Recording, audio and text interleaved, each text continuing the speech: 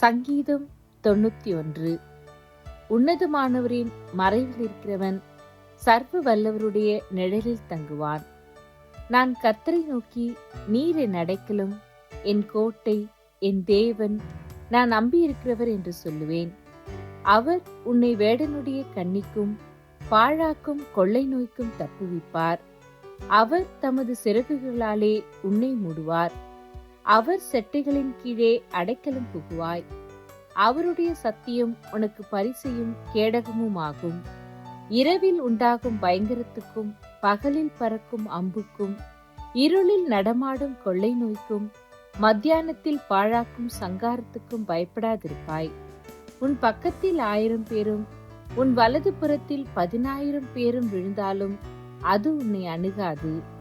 உன் கண்களால் மாத்திரம் நீ அதை பார்த்து துன்மார்க்கருக்கு வரும் பலனை காண்பாய். எனக்கு அடைக்கலமாயிருக்கிற உன்னதமான கர்த்தரை உனக்கு தாபரமாக கொண்டாய். ஆகையால் பொல்லாப்பு உனக்கு நேரிடாது, வாதை உன் கூடாரத்தை அணுகாது. உன் வழிகளில் எல்லாம் உன்னை காக்கும்படி உனக்காக தம்முடைய தூதர்களுக்கு கட்டளையிடுவார். உன் பாதம் கல்லில் இடராதபடிக்கு அவர்கள் உன்னை தங்கள் கைகளில் ஏந்தி கொண்டு போவார்கள்.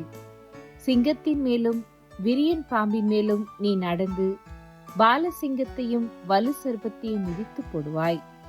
அவன் என்னிடத்தில் வாஞ்சியாய் இருக்கிறபடியால் அவனை விடுவிப்பேன். என் நாமத்தை அவன் அறிந்திருக்கிறபடியால் அவனை உயர்ந்த அடைக்கலத்திலே வைப்பேன். அவன் என்னை நோக்கி கூப்பிடுவான், நான் அவனுக்கு மறு உத்தரவு அருளி செய்வேன். ஆபத்தில் நானே அவனோடிருந்து அவனை தப்புவித்து அவனை கனப்படுத்துவேன். நீடித்த நாட்களால் அவனை திருப்தியாக்கி என் ரட்சிப்பை அவனுக்கு காண்பிப்பேன்.